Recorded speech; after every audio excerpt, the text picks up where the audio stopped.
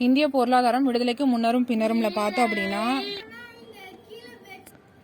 விடுதலை எந்த விலைக்கும் ஈடாகாது. விடுதலை என்பது வாழ்வின் மூச்சு. வாழ்வதற்காக மனிதன் எதை கொடுக்க மாட்டான் அப்படின்னு சொன்னது யாருன்னா டெய்லர் கோவன்.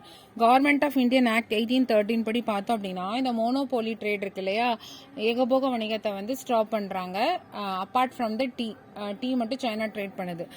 அடுத்து பார்த்தோம் அப்படின்னா, இந்த 1 லட்சம் ரூபாய் யாருக்கு அப்படின்னா, கிறிஸ்டியன் மிஷன்ஸ்னால நடத்தப்படுற ஸ்கூல்களுக்கு வந்துட்டு ஆங்கில வழி கல்வி முறையை ஃபாலோ பண்ணாங்க அப்படின்னா 1 லட்ச ரூபா தரதா சொல்லிட்டு அறிவிச்சிருப்பாங்க. இது ரெண்டுமே வந்து கவர்மெண்ட் ஆஃப் இந்தியன் ஆக்ட் 1813 வந்திருக்கும். 1867-68 தாதாபாய் நவ்ரோஜி வந்து ஒரு புக் எழுதுறாரு. அது என்னன்னா, பிரித்தானிய தன்மையற்ற ஆட்சியும் இந்தியாவின் வறுமையும், அதாவது poverty and un-British rule in India அப்படிங்கிற புத்தகத்தை எழுதியிருக்காரு.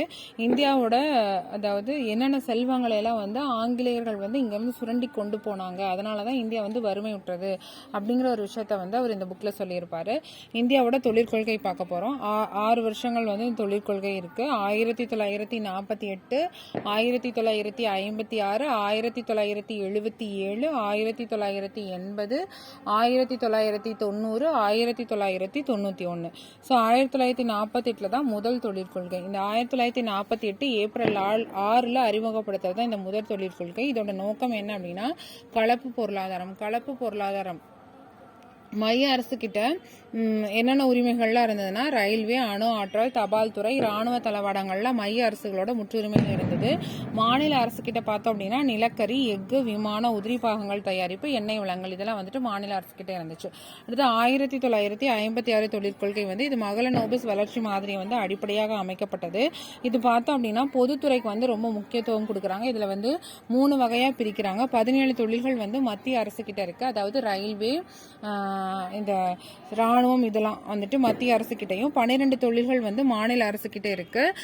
மேற்கண்ட 2 துறைகளும் தவிர மற்றவை வந்து தனியார் வசம் இருக்கு. அதாவது தனியார் அல்லது அரசை வந்து இதை ஏற்று நடத்த முடியும்னு சொல்றாங்க.